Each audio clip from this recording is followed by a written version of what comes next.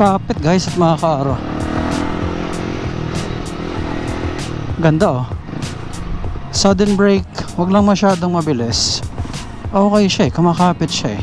These are the things na tinitignan ko pagka pumipili tayo ng gulong, no? So basically, performance yan.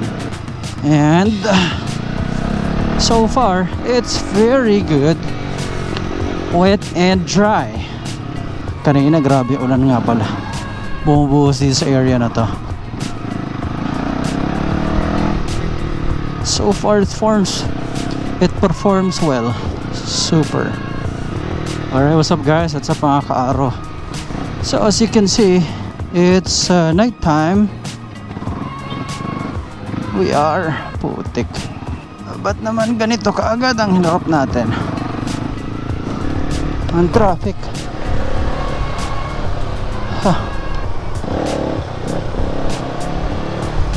What the heck? Based sa forecast, in probably mga 20 minutes mag-uulan na malakas na naman. And I hope we're out of this place before it's show tayo.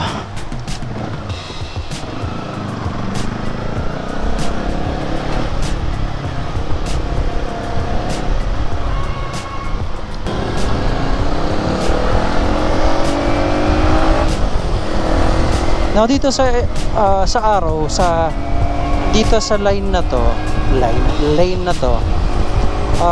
medyo delikatong daanan ng motor kasi may mga enforcers, so huwag nyo gagawin to. Sa gabi ko lang nagagawa to.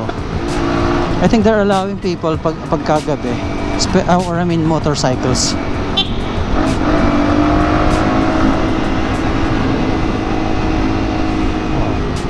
Pero you know, do it at your own risk. Ika nga, I just find it na pwede siya pagkagabi.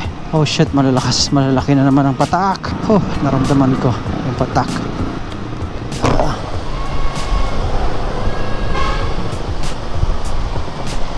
Alam nyo guys sa mga kaaro, pagka gantong traffic, mga 4 wheels ayaw rin nila namimigay or nagbibigay ng daan. So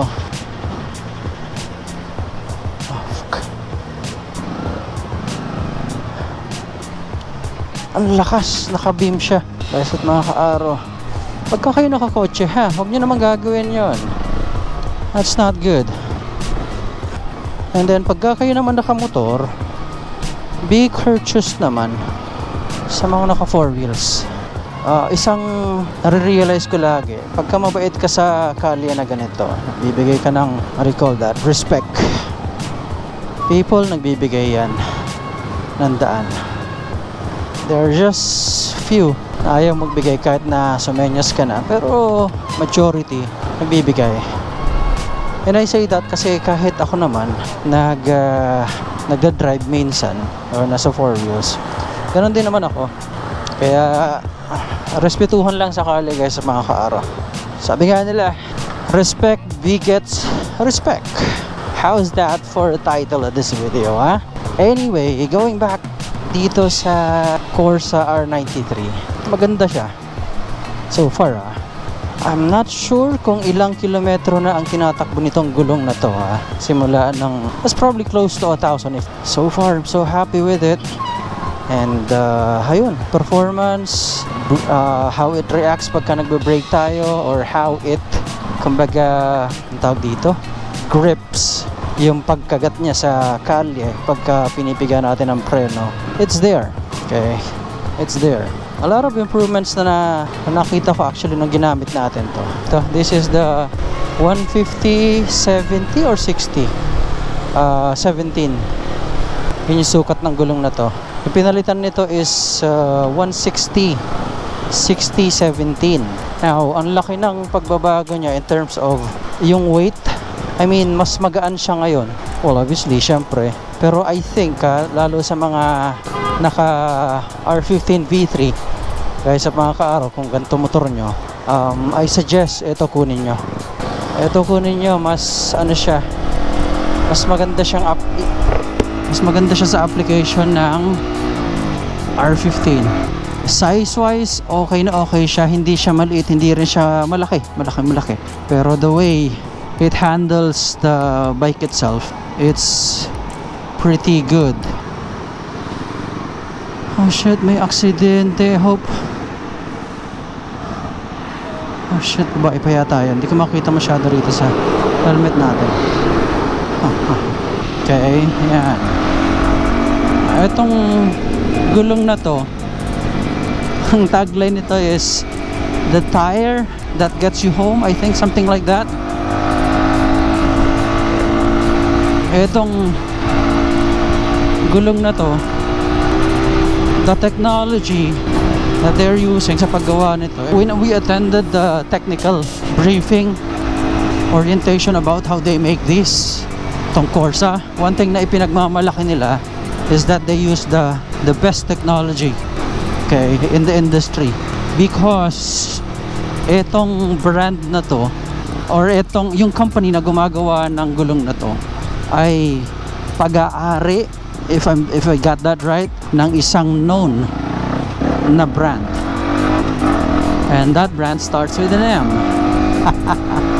Bahala na kayong manghula guys at mga kaara, pasensya na. Oh boy, oh see, mabigla ang ganyan, basta wag lang sobrang, you know, if you're running mga 80-90 kilometers an hour. Oh, anyway, sa mga kaara, sa mga naghahanap sa inyo ng condo, yung condo rito ng Ayala, that's Amaya, it's called, or that's the name of the brand. Pwede kayong bumili sa akin. Segway lang. Alala ko lang may project ko yan Ito anyway, Cubao na tayo. Cubao ilalim.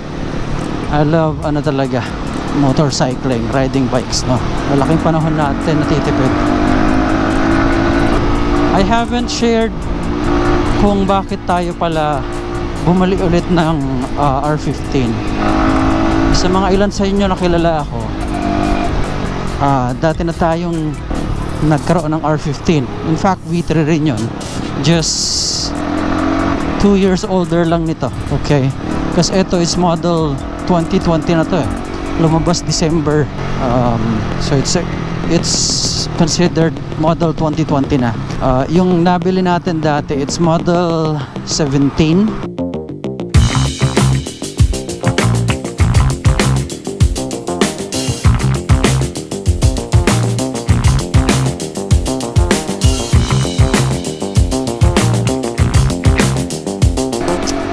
Video, pag-usapan natin bakit ako bumili ulit ng R15 na, because I have good reason bakit ko ginawa yan. Oh, I love it, and I love kung paano kumagat itong gulong na to guys at mga kaaro.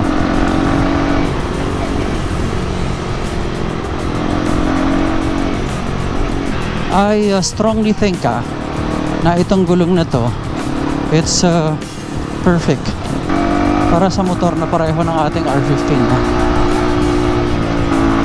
I feel safe with it.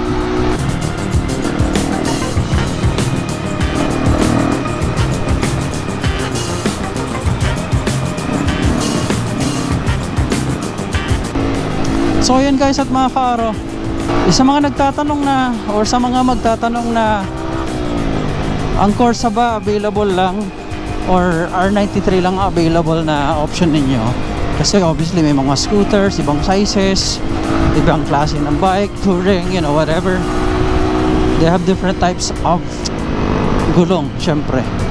So depende, tanongin nyo na lang sila. They have Facebook page, very active sila sa social media. Gusto nyo umorder online, they have Shopee and Lazada, I believe. Yan, order lang kayo.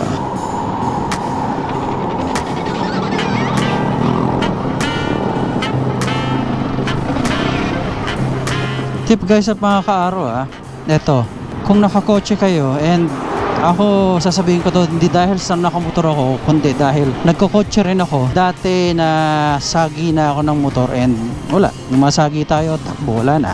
It was my fault back then. Pero ang point na gusto kong sabihin ay, pagka tayo nakakotse, bigyan natin ng daan yung mga nakamotor. Kasi kahit na maingat man yan, pag nag-alanganin, baka masagi ka. Pag nasagi ka, takbo yan, wala na.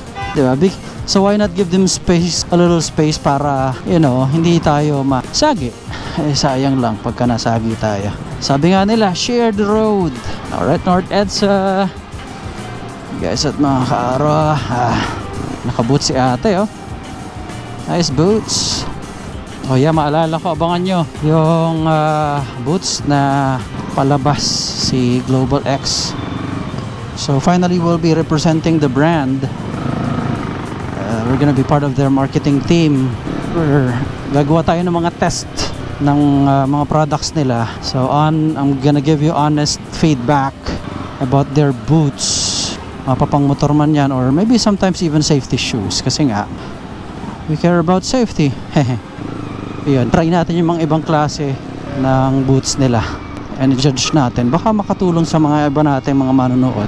Because I believe the population itong ating vlog ay hindi lang naman sa mga nagmomotor. Some of you guys at mga kaaro, you get to construction, yan, mga ganyan, baka mapanood nyo yung vlog natin, eh makatulong yung ano masasabihin natin sa pagpili mga gagamitin yung boots.